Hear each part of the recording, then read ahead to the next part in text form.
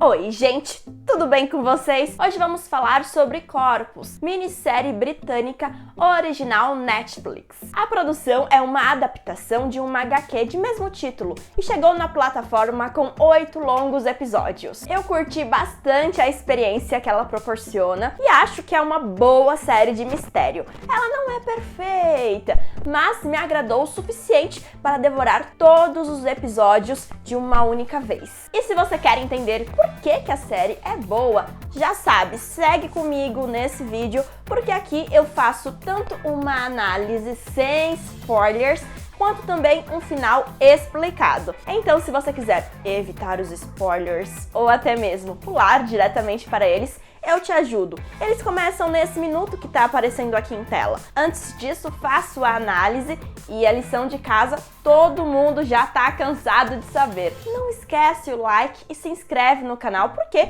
isso ainda é muito importante para as métricas do YouTube, beleza? Dito isso, bora de conteúdo. Indo direto ao ponto, Corpus trabalha com 4 tempos diferentes, interligados por um mistério em comum. Um corpo aparece em uma rua isolada em condições muito estranhas, só que há um detalhe: esse corpo aparece em décadas diferentes, e com isso 4 diferentes detetives tentam resolver o caso e compreender quem é aquela pessoa e como ela morreu. No entanto, conforme adentram na investigação, eles percebem que aquela morte está conectada a algo muito maior. Bem, pessoal, Corpus é uma série que mistura ficção científica, suspense e um pouquinho de drama, e traz uma trama muito complexa, mas ao mesmo tempo é fácil compreendê-la. Isso porque a produção sabe dosar muito bem surpresinhas com explicações,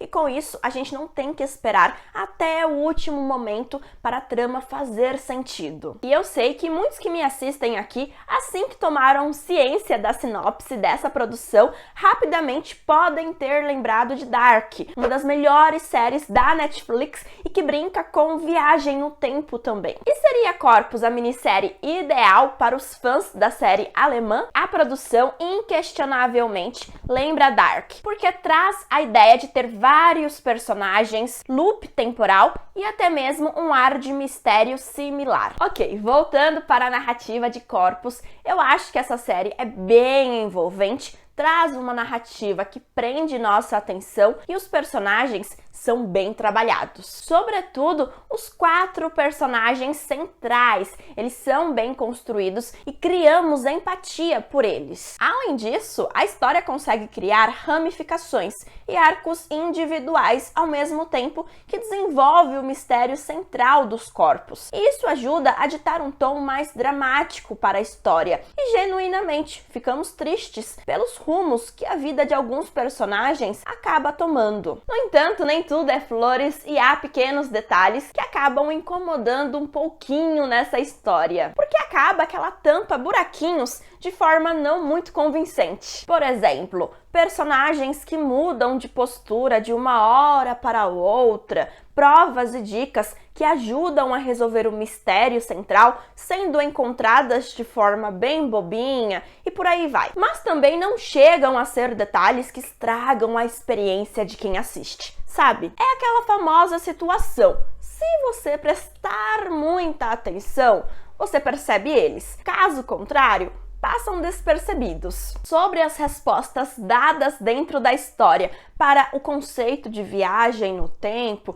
e o próprio loop temporal que existe ali, eu acredito que as respostas não atingem todo o potencial que existia ali, mas ao mesmo tempo são suficientes, muito embora deixem várias pontinhas soltas. Afinal, apenas uma temporada de 8 episódios é pouco. Talvez se a série tivesse 2 episódios a mais, daí a história poderia mudar. Tradução: eu esperava um pouquinho mais dessa história, mas também não terminei decepcionada. Porém, é perceptível que ao final deixaram ao menos 2 brechas gigantescas para uma potencial continuação, caso a série faça sucesso. E quem tem o hábito de assistir minisséries da Netflix sabe que isso isso é bem comum. Quando uma série tem muito potencial dentro da plataforma, intencionalmente, eles acabam obrigando os roteiristas, ou até mesmo os próprios roteiristas, diretores, enfim, já deixam brechas para uma continuação. Afinal, se o trem se mostra rentável, por que não fazer mais temporadas? Foi assim com Round 6, Boneca Russa e outras várias séries. No quesito atuações, há atuações muito boas e atuações duvidosas. Há duas atuações que adorei e favoreceram muito a construção de bons personagens. E aqui tô falando dos detetives Healing Head e Whiteman. Esses personagens são figuras centrais de 1890 e 1941, respectivamente. E nos envolvemos com suas histórias individuais, para além do mistério do corpo encontrado. Aliás, demora muito para a história parecer uma única série, visto que temos 4 tempos distintos. Inclusive, tomaram cuidado de criar fotografias diferentes para cada um dos tempos, então é fácil identificá-los. Tudo bem que também colocam números gigantes pra gente na tela, mas isso seria desnecessário a partir de certo ponto, porque visualmente a gente já consegue identificar cada período certinho. E isso já me leva a comentar sobre construções em CGI e efeitos especiais. E eu diria para vocês que essa série é bem modesta. Ela não inova muito, mas também não decepciona. Não tem nada uau e nem também vergonhoso. No geral, Corpus é uma minissérie que vale a pena a experiência. Tem um bom ritmo, bons personagens e um mistério que bota todo mundo que assiste para teorizar. Logo, se você é fã de ficção científica e curte um bom mistério, possivelmente você vai devorar essa história com facilidade e ainda ficar com um gostinho de quero mais. E agora é aquele momento do vídeo que eu deixo um alerta. Vou para a parte 2, ou seja, para a parte com spoilers. E se você não quer ter nenhuma surpresa estragada, pra você, beijinhos e tchau, tchau. Agora, se você segue comigo, bora compreender o final dessa minissérie. Bem, pessoal, primeiramente, o que era aquele loop temporal? Olha, assim como Dark, o começo e o fim estavam conectados, porque o começo era o fim e o fim era o começo. Porém, diferentemente da série alemã, aqui nessa minissérie a gente não encontra uma justificativa para o evento que deu origem a esse loop temporal. Tudo o que sabemos é que o ponto de partida desse loop é o Elias Mannix, que é o personagem que existe unicamente por conta do loop e que dá sentido a ele. Ou seja, esse personagem tem origem em si mesmo. Isso porque ele nasce e, na adolescência, gera um evento que coloca fim na Londres que conhecemos. E como? Bem, ele detona uma bomba nuclear que ele mesmo instalou em um cofre décadas atrás. Visto que ele cresceu e em 2053 ele descobriu o fenômeno que permitiu ele viajar no tempo. Fenômeno que deu origem a algo que chamamos de garganta dentro da série. E ao entrar dentro da garganta, ele volta no tempo. Ele vai para o final do século XIX e lá, em comum acordo com uma mulher muito rica, uma senhorinha na verdade, ele decide viver como seu filho, Julian Harker. Afinal, ela poderia superar o luto por ter perdido um filho na guerra e ele teria o amor de uma mãe muito rica. E não somente isso também, como ele tinha informações do futuro, ele faz muito dinheiro com previsões sobre ações que terão sucesso ou não no futuro. Nesse tempo, ele se casa, tem um filho, esse filho, por sua vez, tem filho também, e assim, gente, ele cria toda uma árvore genealógica. E, em determinado momento, dentro dessa árvore, irá nascer o Elias Mannix, ou seja, ele mesmo. Traduzindo, a existência dele depende desse loop temporal. Mas por que ele faz tudo isso, gente? Como Elias, ele cresceu sem amor. Ele não teve o amor de uma mãe e de um pai biológico. Ele foi adotado, porém esses pais faziam parte da sociedade secreta criada pelo Julian Harker. Ele mesmo, né? O próprio Elias lá do passado. E esses pais adotivos sabiam que deveriam doutrinar o filho para ele fazer o que deveria fazer em 2023. E vale a pena dizer também que, se o Elias foi rejeitado pelo pai biológico dele, sendo esse pai descendente do Julian Harker, era porque esse pai sabia que era pré-requisito ele abandonar o Elias para que tudo pudesse fazer sentido. E tudo que o Elias mais queria era sentir a sensação de ser amado. E na visão dele, ou melhor, na versão madura dele como Julian Harker, a partir da rejeição dele é que ele criou forças para gerar a explosão que iria permitir ele reconstruir uma nova Londres sob sua liderança. Ou seja, a rejeição dele faz ele criar todo esse loop temporal. Porém, a rejeição só existe porque o loop temporal existe. Como foi possível ele reconstruir uma Londres baseada em seus valores e princípios e liderada por si? Bem, isso a série não explica, nem vou tentar teorizar aqui, porque se a série não se deu trabalho, eu que não vou me dar. Afinal, isso é uma grande, mas gigantesca lacuna que a trama deixa. Pois bem, tendo ciência aí da condição que ele tanto queria, né, ser amado, vale dizer que ele não fez tudo isso por amor realmente, porque ele queria sentir esse sentimento. Acredito que ele fez isso muito mais por conta do vazio que existia dentro dele. Afinal, se a gente parar para refletir, ele mesmo, a existência dele era vazia. Ele não nasceu como um ser amado, porque, de fato, ele não nasceu de um amor. Ele foi gerado a partir de um vazio. Aliás, vamos deixar claro aqui, o Julian Harker, ou seja, o Elias como Julian Harker, existiu do final do século XIX até a primeira metade do século XX. E o Elias existiu no século 21,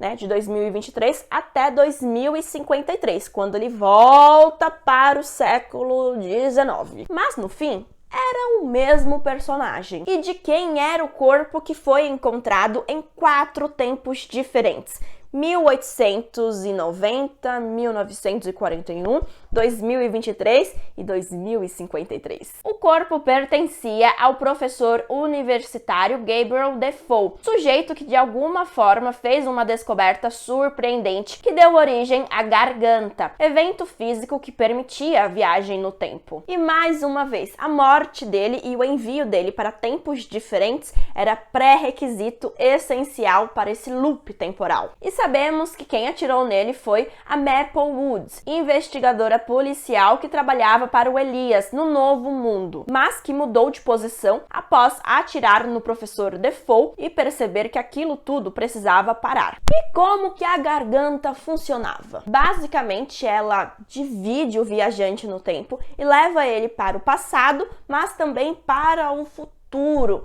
Só que não fica muito claro pra gente como que foi possível o Defoe ter sido dividido em 4 tempos diferentes. Claro, no passado, porque no futuro ele vai apenas uma única vez. E como foi possível o loop temporal chegar ao fim? Se é que chegou. Bem, a partir do momento em que a Maplewood muda de lado, pela primeira vez, a detetive Hassan tem uma chance contra o Elias Harker. E só recapitulando, Healing Heads é o detetive de 1890, Whiteman de 1941, Hassan de 2023 e Maplewood de 2053. E essa última detetive, sabendo que o Defoe iria iria para o futuro também, em 2053, alguns dias após a viagem no tempo dele, quando ele entra na garganta, a Maplewood avisa e alerta Hassan que isso vai acontecer e elas se preparam para a chegada dele, coisa que de fato aconteceu. Daí, com a ajuda do professor Defoe e da Hassan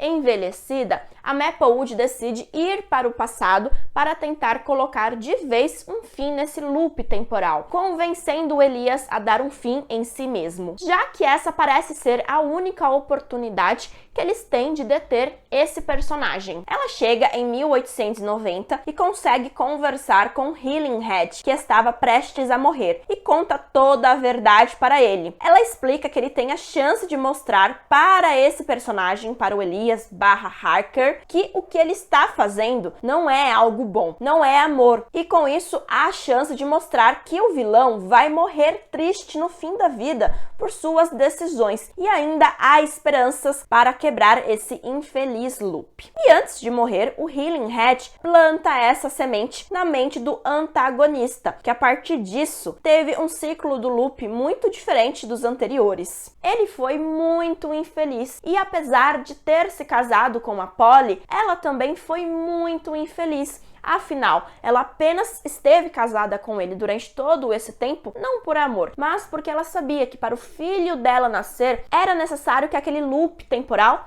existisse. Afinal, sem o loop, não há como ela ter o filho dela. Visto que o filho dela só existe porque o pai dele existe, e o pai dele só existe porque o filho existe. Porém, como o vilão queria colocar um fim em tudo aquilo, no final da vida, ele fez uma gravação em segredo para si mesmo, para a versão dele do futuro. Ou seja, para a versão adolescente dele, que explode a bomba seguindo exatamente os comandos da sua versão velha do passado. Só que essa gravação deveria ser entregue à detetive Hassan, e não necessariamente a versão jovem dele, porque somente essa mulher poderia garantir que a versão adolescente dele fosse ouvi-la. E o disco contendo a gravação vai parar em um pub frequentado por policiais em 1941 por intermédio do Whiteman. E como a gravação chega até o adolescente?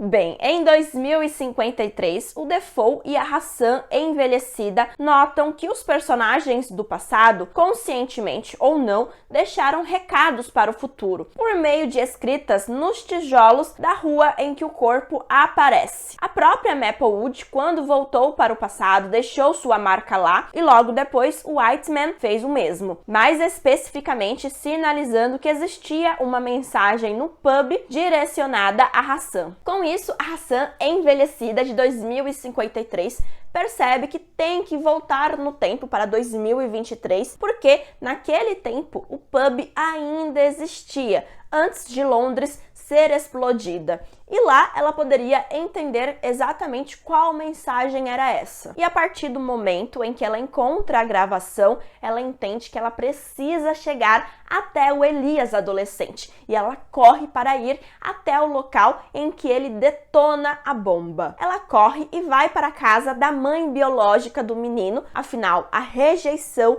dessa mulher foi o que levou o adolescente a detonar a bomba. E lá ela liga para si mesma, para Hassan do passado, ou melhor, para Hassan do presente. E nessa ligação ela dá comandos que orientam a personagem, inclusive ela também coloca para rodar a gravação feita pelo hacker. E o adolescente percebe que só ele poderia acabar com o loop, ao não detonar a bomba. Mais que isso, ao não detonar a bomba, ele também inviabiliza a sua existência. Ou seja, esse ato dele é um sacrifício. E como ele não detonou a bomba naquele exato momento, instantes depois ele desaparece. Afinal, não aconteceu o evento que define a sua existência. Sem a bomba, ele não se torna um líder poderoso. Ele também não consegue voltar para 1890 e nem gerar um bebê. Como ele não gera um bebê, nem se torna poderoso naquele século, ele também não consegue criar a bomba que dá origem ao fato dele ser um líder poderoso. Vale também dizer que a Hassan, envelhecida, desaparece de 2023. Afinal, a linha temporal dela não existe mais. Mas ela desaparece em paz. Afinal, tudo que essa Hassan queria nessa linha temporal era recuperar o filho dela que morreu em 2023. Mas o filho dela não morreu, então agora ela sabe que a versão dela dessa linha temporal vai ter um final feliz. E o ato de não detonar a bomba também gera finais diferentes para todos os outros personagens importantes desse loop temporal. O William Hatch segue vivo em 1890 e, por consequência, nunca conheceu o fotógrafo que se apaixonou, já que o relacionamento deles dependia da ligação que desenvolveram a partir do corpo misterioso. A filha dele, a Polly, obviamente também teve um desfecho diferente e se tornou uma pianista importante. Já Whitman não viveu nenhum dos eventos que aconteceram com ele em 1941, antes do fim do loop. Inclusive, a menininha que ele tentou defender, mas morria por conta do loop, agora está viva. Assim como o filho da Hassan em 2023. E vale dizer que com o fim desse loop temporal, ela não tem nenhuma lembrança da existência dele. Afinal, ela não viveu ele nessa linha temporal. Já o professor Defoe, eu acredito que deve existir em 2053. Agora, se ele vai criar ou não o evento que dá origem à garganta, daí não sabemos. Algo ainda mais incerto é o desfecho da Maplewood, já que a história criou com ela uma mega ponta solta que demandaria uma segunda temporada. Isso se deve ao fato da personagem aparecer como uma motorista de táxi em 2023, o que não faz o menor sentido. Primeiro que ela não teria como viajar para 2023 sem o loop, e mesmo que o Defoe criasse a garganta novamente, ainda assim, como que ela teria ciência de todo o loop se ela não viveu ele, dada a ausência do evento que deu origem a ele? E fica muito claro que ela sabe quem é a Hassan em 2023.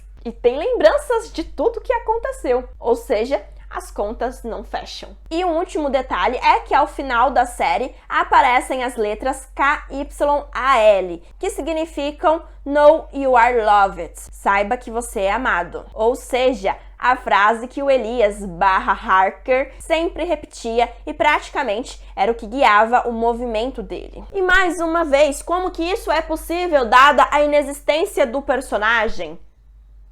Bem, fica aí a dúvida pra gente. Mas me conta aqui nos comentários, você ainda tem alguma dúvida? Se sim, deixa aqui, eu posso tentar te ajudar. Mas lembra de deixar um alerta de spoilers, beleza? E me conta também o que você achou de Corpus. E eu te agradeço por ter assistido o vídeo até agora. Não esquece o like, se inscreve no canal e a gente se vê em outra oportunidade.